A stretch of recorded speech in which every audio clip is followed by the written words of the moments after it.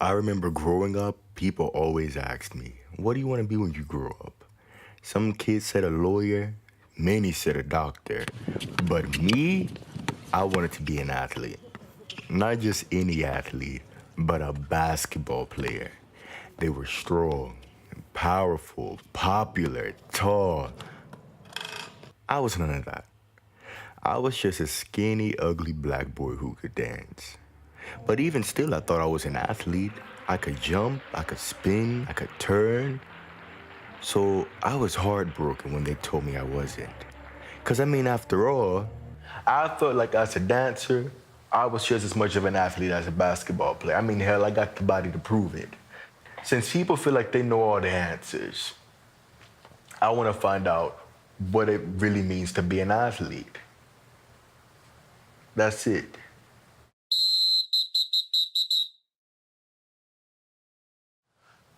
Many people look at me and they think that I have it all. They're like, oh, you're so smart, you're so funny, you're so handsome, you're so this, that, and the fourth. And I mean, to be completely honest, if I had it the way people think that I had it, I wouldn't have done some of the things that I've done in my little bit of time here on this earth.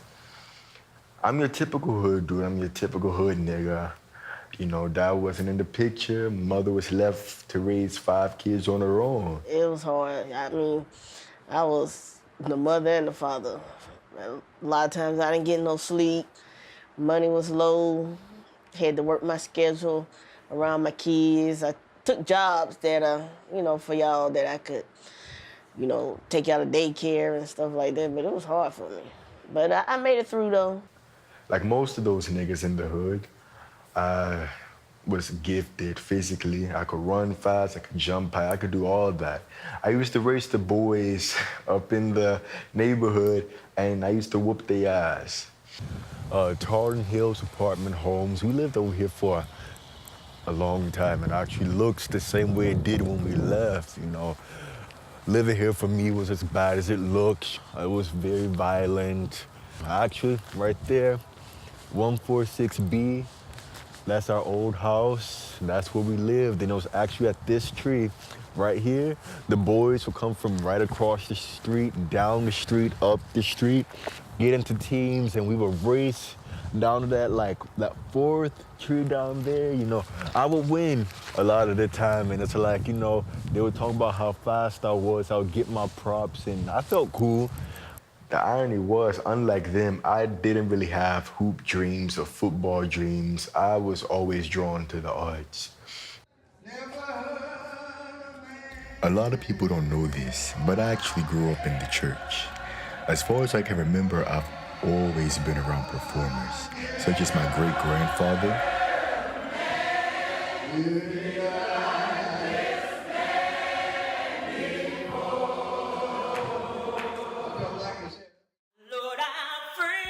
This woman right here, this is my aunt. I spent so much time with her growing up, and it was actually her who taught me the power of performance.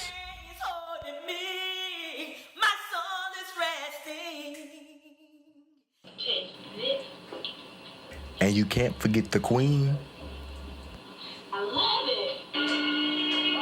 Look at me.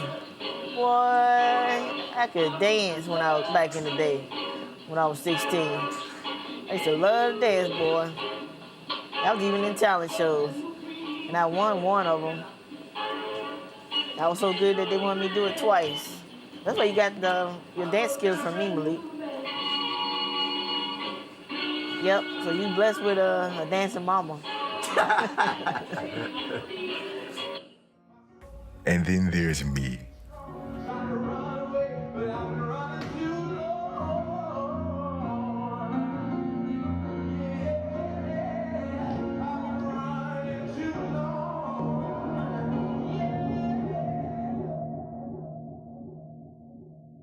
You wouldn't sit still. I mean, you used to move in my stomach, and I had to kind of shake it so you so you be still. And you were just always dancing in the mirror. You just never stop. You would dance and jump, and I think one time you broke a light. lamp up on the ceiling, and you just always moving. I would get mad. Many people ask me, well, they used to ask me, where did you learn how to dance from? And the truth is, my mama taught me. She taught me how to dance. I danced, but I didn't really get to pursue it because I told you my household was so strict that they thought dancing was a sin. Once people found out that I danced and that I was actively pursuing dance, I caught all the hell for it. Do you hear me? I caught hell for it. Next thing you know, I'm getting called a fag and a waste of talent because I didn't want to play sports. I wanted to dance. It got to a point where I didn't even want to leave the house anymore to go outside or to school because I was getting picked on so badly. You didn't want to be ghetto like the other kids because a lot of kids like to just keep stuff going and fight. Since you was different, the kids, thought they could pick at you, but that wasn't right. There are a couple things in this world that people don't play about, and that's their money and sports. So to start my research, I did some research, and somehow, someway, I ended up at a citywide chess tournament in Greensboro, North Carolina.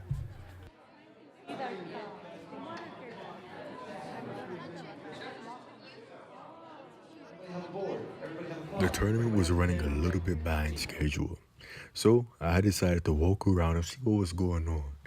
I saw kids practicing on an actual chessboard, their cell phones.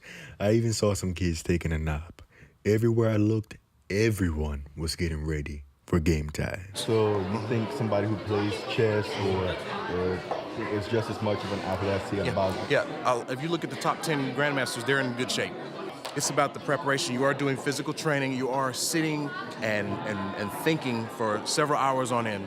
And I think that endurance mental endurance is just as important as physical endurance. Everybody have a board. Everybody have a clock. Everybody have a pen or a paper. What you need? Anybody need anything? Is everybody good to go? Fantastic. Well, we only started an hour late. That's all right. And hear me when I tell you, bro was not lying. When the tournament got underway, I had never seen so many focused people in my life. This was a 3-round tournament, and one match could literally last up to 3 hours. I wasn't even playing, and I was stressed. And I mean, look at all this foot tapping, nail biting, and head scratching. Shoot, they stressed too. So, would you consider yourself, I guess, an athlete? Do you consider chess players athletes? Yeah, I mean, it takes a lot of dedication and practice just to play chess and think about the moves. I always think of athletics as physical, but I mean, the stress was so amazing that I imagine in that sense it was similar to what an athlete would go through when they compete. Yeah. My son, he plays chess, and he's actually described chess as just as hard as playing baseball. There was a strategy involved and all that in it. Say what now? His son plays what? His son said what? My son, he plays chess, and he's actually described chess as just as hard as playing baseball. There was a strategy involved and all that in it. So his son, who plays baseball and chess, said chess players are just as much as athletes as baseball players. We just might be onto something here.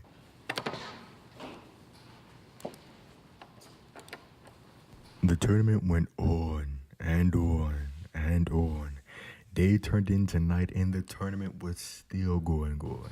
If you're tired, say aye. Aye. If you're ready to go home, say aye. Aye. What would you guys say to people who say that, chess isn't a sport or chess players aren't athletes? We are athletes. It takes a lot of knowledge and training to play chess. And I can't even dispute my friend. After everything I saw at that tournament, chess players definitely get my vote to be considered athletes.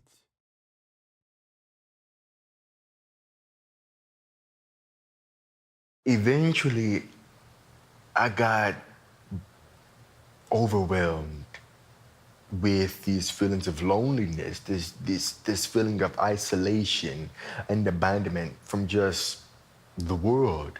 I quit dancing. I was just like, You know what? I'm done. I gotta be honest, man. I've always had this really bad habit of quitting whenever the going got tough. Close. Get up, get up. You can't quit in a team sport. The Bishop McGinnis women's high school basketball team knows this very well. I mean, after all, under Coach Brian Robinson, they have won 9 state championships. And you got, in so anyone's opinion, what do you think an athlete is? Someone who works hard and like extracurricular. At something they love. Someone that's like determined to do something they love, I guess. Kind of like mathletes. Yeah. But it's or it doesn't technically have to be a sport. Yeah. It doesn't technically have to be a sport. Yeah. So would you say being an athlete is more so a mental or physical thing? Physical. The word Physical. athlete, I feel like, is more physical. Yeah. But like what it takes to be an athlete is definitely mental. Yes. Like, If you want to be a good athlete, mental. yeah.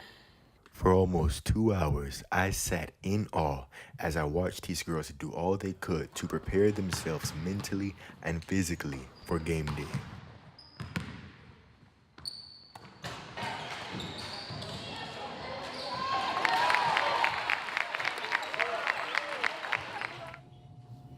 I think your effort has been very good. We haven't had to question that very often this year at all. The question is can you put your focus together for 4 quarters? Because you put your talent with your effort together, then it becomes real interesting. Then it's going to be really hard to beat you, I think. It's going to be very hard to beat you. Hours and hours of preparation have gotten these girls ready for game day, where all their hard work would now be tested. Ain't no say never gonna beat us. Let's get it, let's get it. Oh yeah. What's on 3? 1, 2, 3. Villains. And play they did. They ran, they jumped, fell, and sank shot after shot after shot to take the win by 40 points. You can't tell me these girls aren't athletes.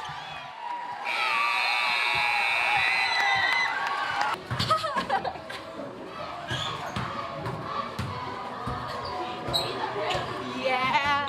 How do y'all feel?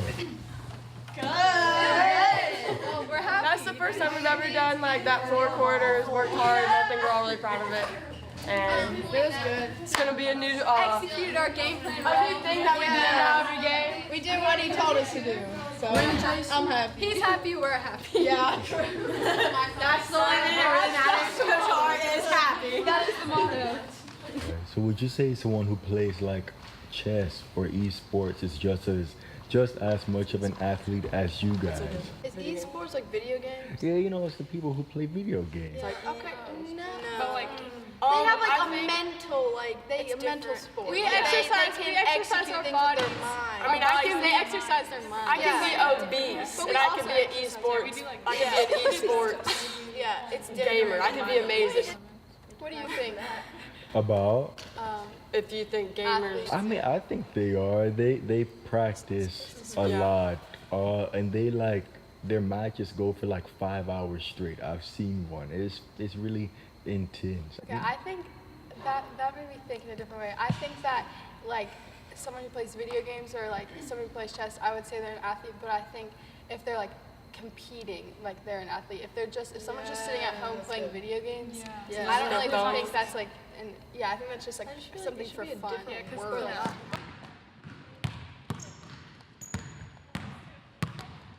Like hypothetically, if that were to happen, then you'd be running into problems potentially with the bishop perhaps. Okay, what's the correct move? B4. So have you guys ever been told that because you guys play chess or whatever that you're not an athlete or anything of that nature? Yes. All 4 years. So if I said, hey yo, you play chess, you're not an athlete, what would you say to like combat that? How would you defend yourself and your sport and your athleticism? Well, I'd say define an athlete. And I would probably wait for them to give up on defining an athlete. 'Cause I don't think there's really a set definition for the word athlete. And likewise, They frequently associate chess as completely exclusive from traditional athletics. There's a lot of mentality that goes for both physical and mental sports that a lot of people don't really see, and they're like, oh, well, chess isn't a sport. Well, how much mentality do normal sports take? And compare that to chess, it's very similar. When I was coming here, it's like, I kind of didn't want to play just because, I had played before, but I was like, oh, people are going to make fun of me if I do it and stuff. But then he was like, don't do it for other, like, don't not do it just for other people. If you want to do it, don't let anybody hold you back from it. Oh my God. I wish I had a friend like him when I was in middle school. It would have made things a lot easier. Piedmont Middle School, man. I love this school. I love this school. The best years of my schooling life, my grade school life, are actually in these walls here. It's here that I learned so much about myself. I learned who I am as a person. I learned the good, the bad, the ugly. I learned all of that here, you know. It was here, you know, that I got bullied, you know. I got thrown in trash cans, the toilets. I got tossed in lockers. That it didn't too much matter to me because it all paled in comparison actually when I would be in this building, this room right here. So this right here is this is the auditorium. It held like 1,500 people, if I recall correctly, which was like a lot.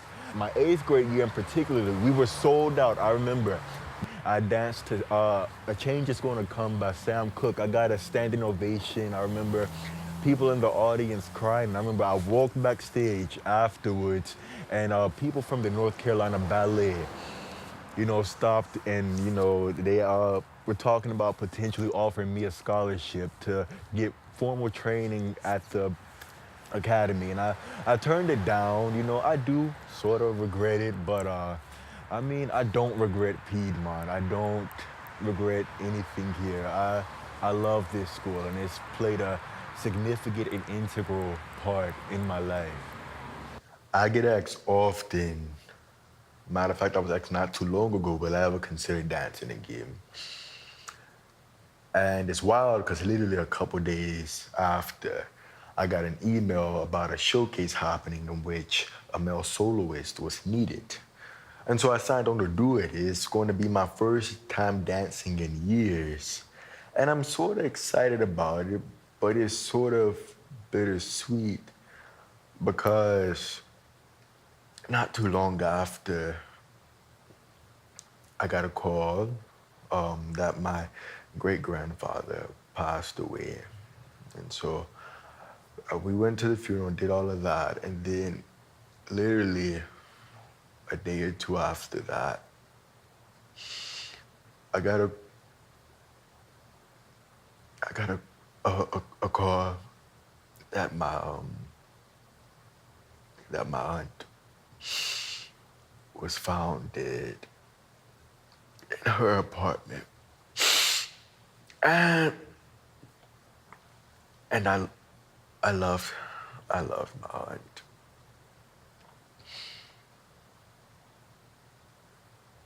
I'm going to dance. I'm going to dance. And I'm going to dance my ass off, man.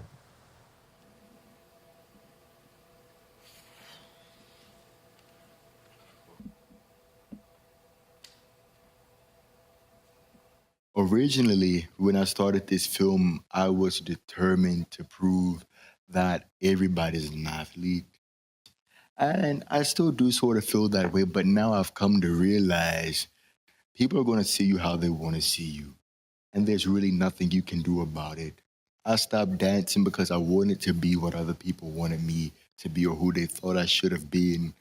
But even still, I didn't get the respect that I thought I was going to get by stopping dance.